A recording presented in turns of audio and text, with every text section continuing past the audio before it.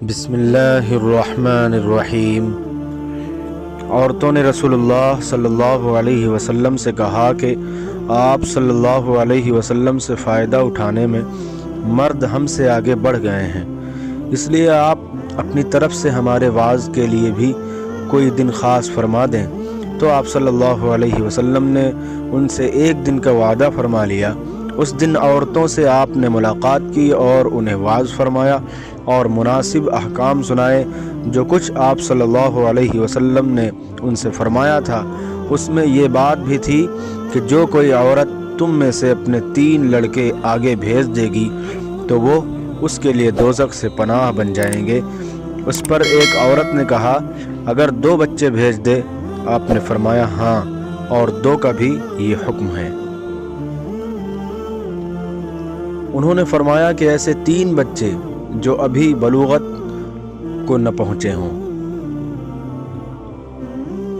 رسول اللہ صلی اللہ علیہ وسلم کی بیوی حضرت عائشہ رضی اللہ عنہا جب کوئی ایسی باتیں سنتی جس کو سمجھ نہ پاتی تو دوبارہ اس کو معلوم کرتی تاکہ سمجھ لیں۔ چنانچہ ایک مرتبہ نبی کریم صلی اللہ علیہ وسلم نے فرمایا کہ جس سے حساب لیا گیا اسے عذاب کیا جائے گا۔ حضرت عائشہ رضی اللہ عنہا فرماتی ہیں کہ یہ سن کر میں نے کہا کہ کیا اللہ نے یہ نہیں فرمایا کہ عن قریب اس سے آسان حساب لیا جائے گا؟ رسول اللہ صلی اللہ علیہ وسلم نے فرمایا کہ یہ صرف اللہ کے دربار میں پیشی کا ذکر ہے، لیکن جس کے حساب میں جانچ پڑتال کی گئی سمجھو وہ غارت ہو گیا۔ انہوں نے عمرو بن سعید والی مدینہ سے جب وہ مکہ میں ابن زبیر سے لڑنے کے لیے فوجیں بھیج رہے تھے کہا کہ اے امیر، مجھے آپ اجازت دیں تو میں وہ حدیث آپ سے بیان کر دوں جو رسول اللہ صلی اللہ علیہ وسلم نے فتح مکہ کے دوسرے دن ارشاد فرمائی تھی۔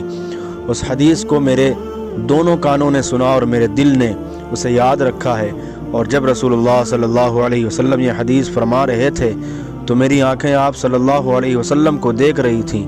آپ صلی اللہ علیہ وسلم نے پہلے اللہ کی حمد و ثنا بیان کی، پھر فرمایا کہ مکہ کو اللہ نے حرام کیا ہے، آدمیوں نے حرام نہیں کیا۔ تو سن لو کہ کسی شخص کے لیے جو اللہ پر اور یوم آخرت پر ایمان رکھتا ہو جائز نہیں ہے کہ مکہ میں خون ریزی کرے یا اس کا کوئی پیڑ کاٹے۔ پھر اگر کوئی اللہ کے رسول کے لڑنے کی وجہ سے اس کا جواز نکالے تو اس سے کہہ دو اللہ نے اپنے رسول صلی اللہ علیہ وسلم کے لیے اجازت دی تھی، تمہارے لیے نہیں دی، اور مجھے بھی دن کے کچھ لمحوں کے لیے اجازت ملی تھی۔ آج اس کی حرمت لوٹ آئی جیسی کل تھی، اور حاضر غائب کو یہ بات پہنچا دے۔ یہ حدیث سننے کے بعد راوی حدیث ابو شریح سے پوچھا گیا کہ آپ کی یہ بات سن کر عمرو نے کیا جواب دیا؟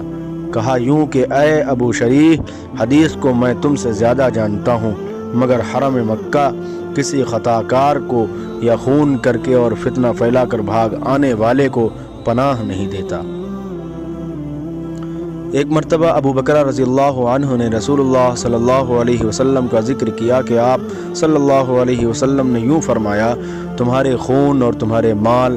محمد کہتے ہیں کہ میرے خیال میں آپ صلی اللہ علیہ وسلم نے اعراضکم کا لفظ بھی فرمایا، یعنی اور تمہاری آبروئیں تم پر حرام ہیں، جس طرح تمہارے آج کے دن کی حرمت تمہارے اس مہینے میں۔ سن لو یہ خبر حاضر غائب کو پہنچا دے۔ اور محمد راوی حدیث کہتے تھے کہ رسول اللہ صلی اللہ علیہ وسلم نے سچ فرمایا۔ پھر دوبارہ فرمایا کہ کیا میں نے اللہ کا یہ حکم تمہیں نہیں پہنچا دیا؟